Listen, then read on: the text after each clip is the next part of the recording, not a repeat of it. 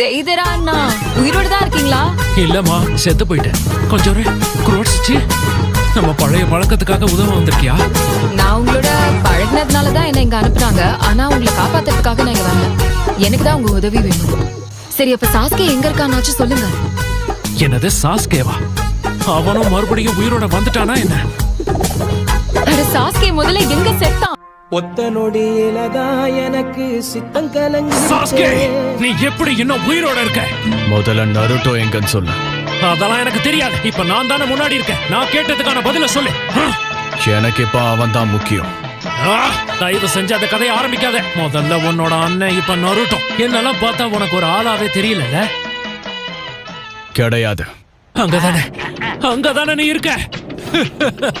Lightning ஸ்டைலை விட உன் திறமை மேல இருக்கிற சந்தேகம் தான் உன்னை கொல்ல போகுது.